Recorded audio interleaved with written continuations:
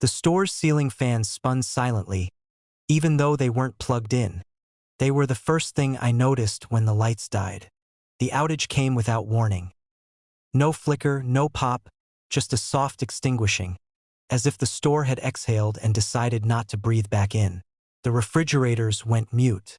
The soda coolers stopped their low, electric growl.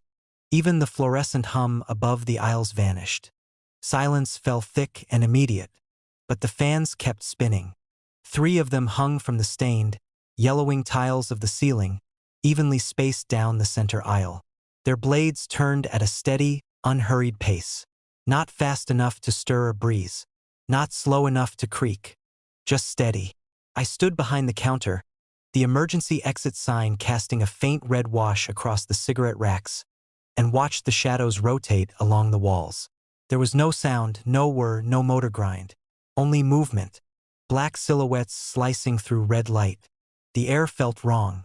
It wasn't cooling. It wasn't shifting. My hair didn't move. The receipt paper on the counter lay perfectly flat. The store smelled faintly of stale coffee and old cardboard, and beneath it, something metallic, like pennies rubbed between damp fingers. I reached for the breaker panel under the counter and flipped the master switch off. Nothing changed. The fans continued their patient revolution. For a moment, I told myself it was residual momentum. But I'd worked enough closing shifts to know how long they coasted after shutdown. Maybe 30 seconds, tops. These had been turning for 5 minutes now. And they were too smooth, too precise. I stepped out from behind the counter. The soles of my shoes made soft tacky sounds against the linoleum. The store felt deeper without its hum, like a cave. Each aisle seemed to stretch longer than usual, boxed in by rows of canned soups and snack cakes. As I moved forward, the nearest fan's speed increased. Not dramatically, just a slight tightening of the rotation, as if it had taken interest. I stopped. It slowed. A cold line traced down my spine. I told myself it was coincidence. Drafts from the vent system. Physics I didn't understand. I walked again, this time slower, deliberate. The blades above responded, steadying, then quickening to match my pace. The air remained perfectly still. I raised a hand experimentally. The fan closest to me tilted. It wasn't possible. They weren't built to tilt. But I saw it, the smallest shift in the downrod, an angle adjusting so that the spinning blades seemed to face me directly. Like a pupil narrowing. Something fell behind me. I turned sharply. A row of chip bags had slid from their hook, spilling onto the floor in a crinkling heap. No breeze. No tremor. The metal peg they'd hung from remained firm. The second fan began to spin faster. I became aware of my breathing. Loud. Intrusive. I forced it quiet, embarrassed by the noise. The fans didn't need sound to track me. They felt attentive. The bell above the door jingled. I flinched so hard I nearly knocked over a display of gum. The front door stood ajar, letting in a blade of cold night air. The sky outside was moonless, the parking lot a black slab of asphalt reflecting nothing. A man stood in the doorway. I hadn't heard his car. He was older, mid-50s maybe, gray threaded through his beard. His jacket looked like it had once been part of a uniform. He didn't step fully inside. "They're on again," he said quietly. I swallowed. "The power's out." His eyes flicked upward. The fans were spinning steadily now, synchronized. "Yeah," he said. "That's when they do." The third fan began to turn. It had been still until now. "They don't have power," I said, hearing how small my voice sounded. "They're not plugged in. They never were." He leaned against the doorframe like this was casual conversation. "You're new. I've been here 3 weeks. Still new." The first fan accelerated slightly, its shadow lengthening and shortening along the aisle like a breathing thing. The man nodded toward it. "They wake up when the store is aware of someone new." Aware. The word tasted strange. He shrugged. "That's what Danny used to say." "Who's Danny?" The man hesitated, then gave a small, humorless smile. "He worked nights before you." The silence pressed harder. Even the outside felt muffled. "What happened to him?" I asked. The man didn't answer directly. He said they weren't cooling anything. Said the air never moved, no matter how fast they spun. His gaze drifted upward. Said they were counting. My stomach tightened. Counting what? Us. A shiver moved across my skin. Behind him, the darkness of the parking lot seemed to thicken. I realized I couldn't see his car. Couldn't see any headlights, any reflection of metal. "Why are you here?" I asked. To see if they'd chosen yet. The word lodged in my throat. The fans changed rhythm. It was subtle, like a stutter in their rotation. The first slowed. The second quickened. The third settled into a deeper, heavier spin.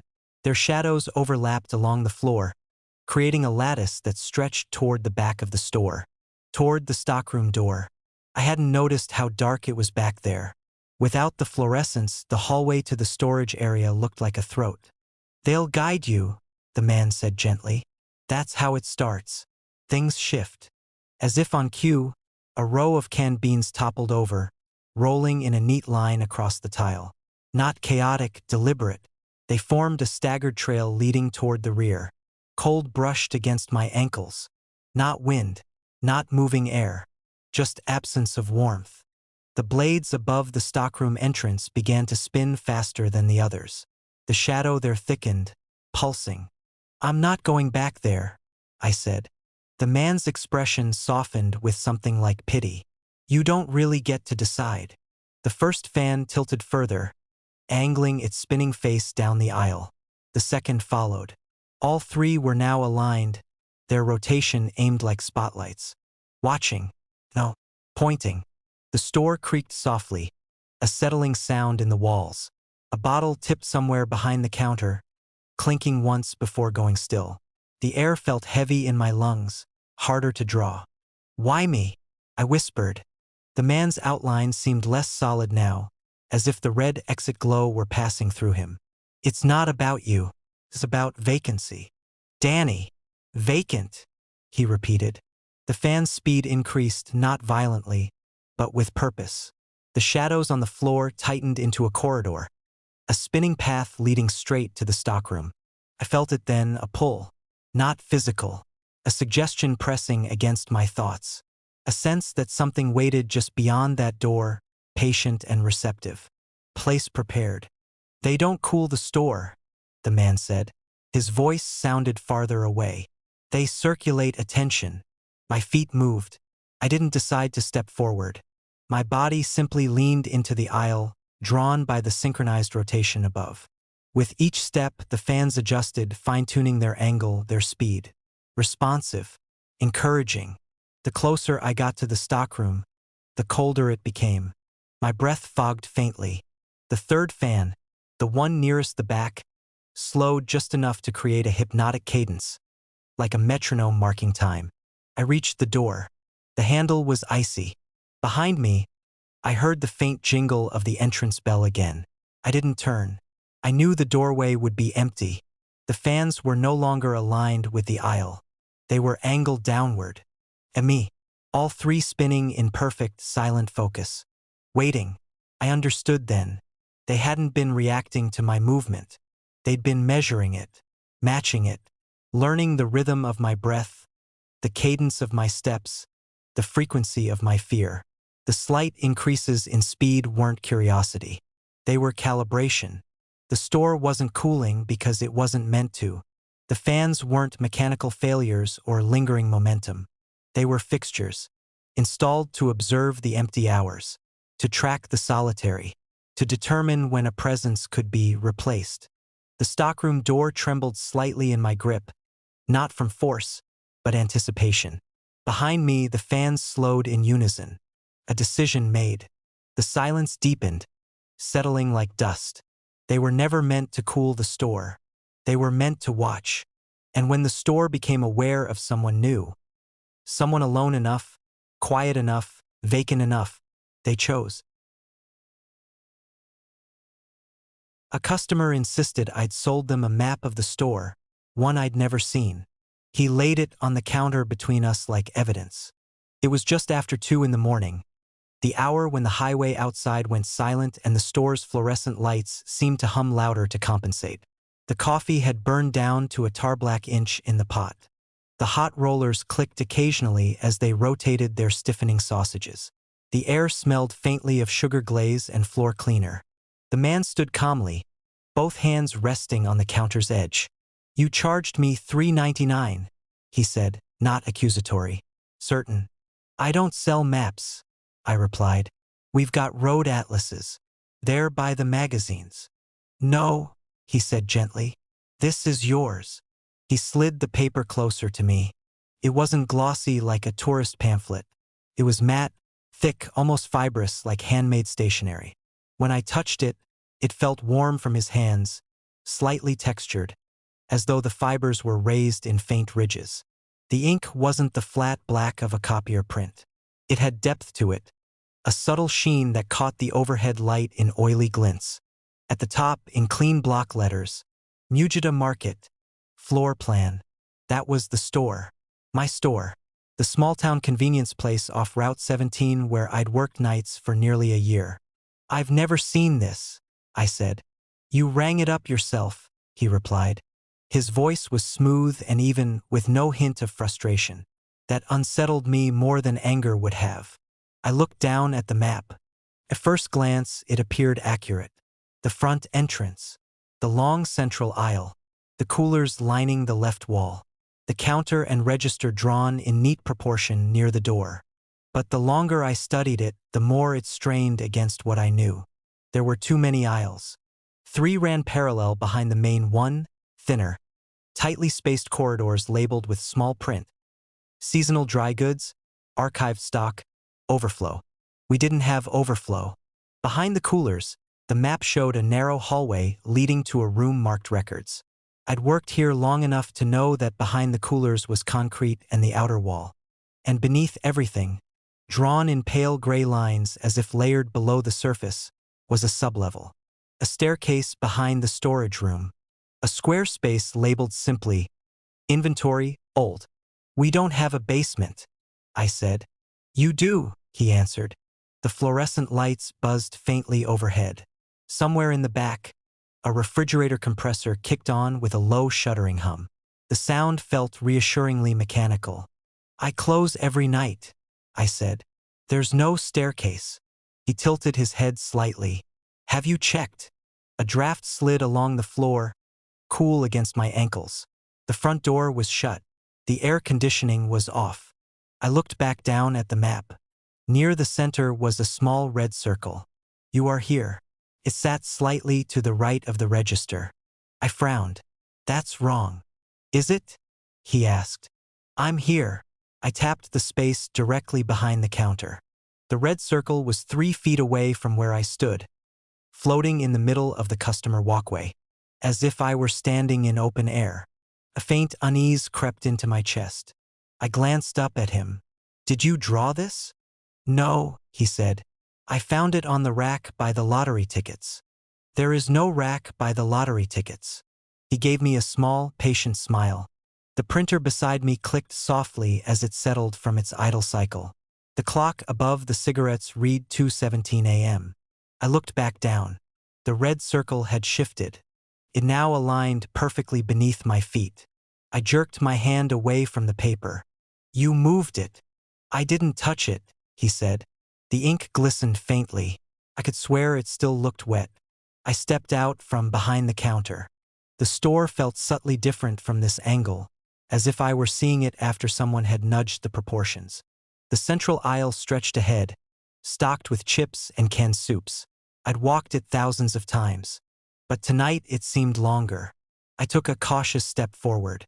The lights flickered once, not fully dimming, just a tremor in their steady glow. On the map, a thin black line extended from the red circle, tracing my movement. I froze. The line stopped. The customer watched me without blinking. "You said I sold you this," I said carefully. "You scanned it. It had a barcode." "There's no barcode." He turned the map slightly and pointed.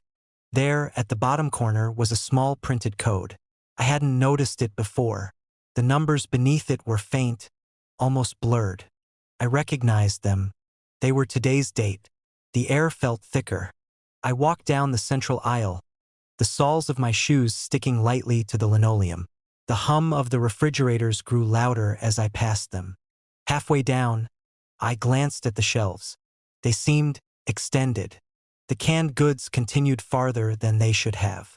The aisle normally ended in a waist-high freezer of discounted bread. Tonight, the bread freezer wasn't there. The aisle kept going. I turned slowly. From the front door, the store looked narrower than usual, compressed, as if the walls had leaned inward. "That's not right," I muttered. On the map, new lines had appeared. Behind the cereal section, a narrow passage labeled seasonal dry goods. It wasn't on the store's blueprint. I'd seen the original plans framed in the manager's office. But there, between the cereal and paper towels, was a gap. A thin corridor I'd never noticed. Shouldn't have fit. I approached it slowly. The air inside the gap was cooler. It smelled like dust and cardboard long sealed. The fluorescent lights didn't quite reach inside. Shadows pooled thickly along the floor. I looked back at the customer. He hadn't moved. "You coming?" he asked mildly. "I don't think you're real," I said. He considered that. "Does that help?" I stepped into the corridor. The shelves here were unmarked. No price tags. No brand names. Just rows of plain boxes. The aisle bent slightly to the left. It shouldn't have been able to. The building ended 20 feet back. But I kept walking. On the map, the red circle followed. Another label appeared ahead of me. Archived stock. A door materialized at the end of the passage. I was certain it hadn't been there before. It was painted the same off-white as the walls, blending seamlessly into the structure. My pulse thudded in my ears. Behind me, the store felt distant, like a memory of itself. The map grew heavier in my hands. The paper no longer felt warm. It felt used, softened at the folds, as if it had been opened many times. The red circle flickered, then shifted. "You are here." But it wasn't inside the corridor. It wasn't in the main aisle. It wasn't even on the first floor. It pulsed faintly in the gray space beneath the layout. Inventory, old. The sublevel. A staircase icon had darkened behind the storage room. A path I had never seen. I turned slowly. The corridor behind me seemed longer than before. Too long. The customer's voice drifted toward me, gentle and certain. "It updates when you notice." The map trembled slightly in my grip. New rooms sketched themselves into existence beneath the store. Not drawn, revealed. As if the ink had always been there, waiting for the light to hit it properly. I felt it then. Not that the map was changing, but that it was remembering. Remembering spaces the store no longer showed. Remembering corridors sealed behind drywall. Shelves removed. Rooms filled in. Remembering every version of itself it had ever been. The red circle pulsed again. Not where I stood. Not where I thought I stood. But deeper. Lower. The store hummed faintly around me. A subtle shift in its frame. A settling of beams. Like something adjusting its shape. "I didn't draw this," the customer said softly from somewhere far behind me. "You didn't sell it." I stared at the sublevel on the map. At the square labeled inventory, old. The paper felt thin now, worn from handling. Edges softened by time. By use. By hands. The realization slid into place with cold certainty. The map wasn't a guide. It was a record. And it hadn't been printed. It had been remembered. By the store. And tonight it was remembering me.